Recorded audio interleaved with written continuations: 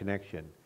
And yet the Wall Street is so complicated and esoteric, and it seems to have gotten very disconnected from the general public. There's this dangerous disconnect, and somehow, some way, whether it's Jon Stewart or somebody else, the broader public has to sort of be brought up to speed and get engaged as just at least have a fighting chance to participate in these questions, because right now they're mad at Wall Street, but they're not exactly sure what for. And I'm going to add one little interesting anecdote. There's a guy named Matt Taibbi, writes for Rolling Stone, and he kind of blew the doors off the Goldman Sachs debate, in the States anyway, over the summer, I think it was, with this excoriation, I guess is the word, of Goldman Sachs. And here was this kind of refreshing and weird, long 10,000 word thing, and the response was massive, and it kind of caught the conventional press with their pants down. It looked like here was the investigation of Goldman done by a rock and roll magazine.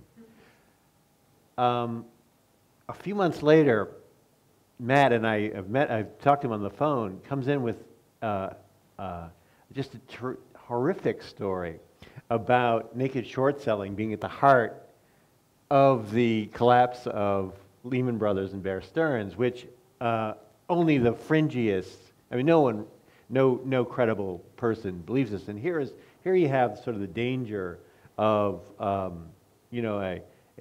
smart and tough and well-intentioned and but unsophisticated, and unfortunately not grounded in the conversations that people have had about naked short selling for 30 years. That the value of shorts and all of that comes in and kind of shows that the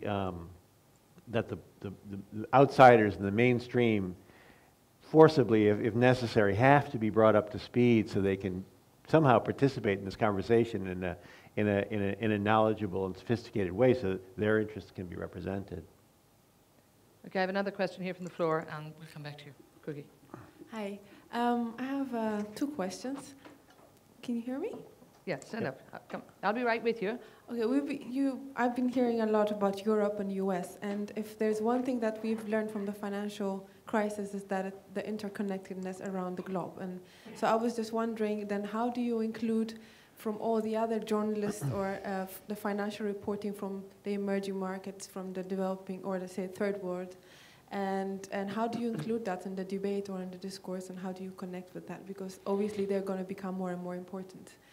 The other question is then, you talked about the economy recovering or not recovering, and my question is then, how do you link the dot, let's say, in terms of the climate change and the impact it will have about policies or about recovering or not? Or if we talk about, let's say, the food crisis and the financial sector, the role is played in actually rising in the food prices and the commodities and so on. So how do you link the dots as financial reporters? Super, thank you. Well, pretty heavy-weighted one there. Wolfgang, you're looking at this with interest. Yes, thank you. Thanks. Two very good questions. The first one is, ever since I started off in newspapers, and I went to the same journalism school as Steve teaches now, and that was back in the early 1980s. And the story was always that newspapers don't cover anything outside their own sort of immediate domestic side, and international was only America, Russia, Western countries, but not Asia, not Africa, and that hasn't changed. That is basically the same thing. I mean, I exempt the FT, which does that, but its job is to report the world. But it's a global business concept. It's a very different, very unusual newspaper in that respect. But the breakdown of traditional media is in that sense good news for that, because the internet is the answer to that. And I think you find that our knowledge of emerging markets, of global issues is better now through CNN, even though none of those organizations are perfect, and CNN is certainly not perfect, but it certainly has brought us information from parts of the world that we didn't have before. That the internet's various news services that are available, and Bloomberg and Reuters are in a delayed service, at least free and available. So our knowledge of first-hand information from around the world is now significantly greater. And I agree that the economic stories of China, Brazil, many countries, it's become very crucial in the debate, and this is now something that's going to happen. But I'm not negative. I'm not at all negative or pessimistic about our understanding of those stories. I would have been far more negative if the traditional media were still basically running the show. We would know a lot less about that. On the second, I think, again, I would agree with Steve. The story is now changing toward the implication. We hadn't thought about the wider implications because we talked about the crisis, the immediate implications. Now we're talking about public finance. And yes, there isn't enough money left for the way we try to sort out the question of world climate change, how we try to finance it. It was assuming that we were growing at 3 to 4%, had massive surpluses, and that we could basically, give some money of that. And without that prospect returning, it's going to be more difficult because we've never really made any hard choices. This is the question. There was never a hard political decision. It was the soft option to say, we're going to finance all of that out of future growth.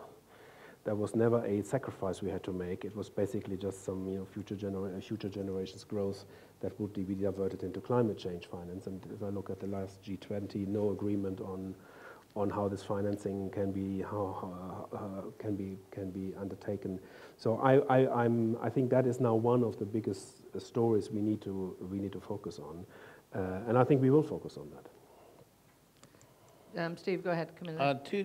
Again, really two good questions. As I said before, on globalization, I think this is one of the biggest stories that, to an extent, at least in the early phases, we did miss a bit. The fact that this was going to spread so quickly and so profoundly to places which we didn't expect, even, affecting growth in China. And I think we still haven't focused enough on the different responses we've had, the way China, for example, has had such a huge and rapid stimulus package to change this, and how there has been some adjustment, for example, in IMF lending to Africa to accommodate the crisis. Probably not enough, but I think, to do this, you have to both have a network and take an explicit choice. The BBC chose to do a Africa special and commission a number of pieces, 20 or 30 pieces from across Africa, to look specifically at this crisis. It's not many organizations that have the depth or the ability to go that far, so it's getting tougher in a comprehensive way, really, to cover this, because one of the effects of the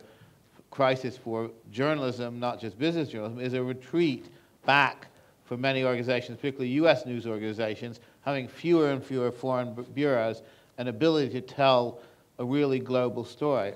The other side of the globalization story, I think, again, they haven't quite told enough, is that, increasingly China and India, since, are becoming the key policymakers and the key drivers of this story in the world economy. We're not there yet, but we're clearly seeing this divergence. When India and China are going back to their 5 to 10% growth, Europe is staying at 1% growth. That we are seeing that what something of what this crisis was about. We talk about the global imbalances. The imbalances are caused by the very different growth rates in these emerging market countries and in Europe. And I think we need to cover a bit more the policy debates going on in those countries, for example, between the modernizers and the other factions within China. And one of the debates, finally coming back to the point you made about covering the issue of climate change, one of the key debates in a country like China and in India is precisely that, how much they should now invest.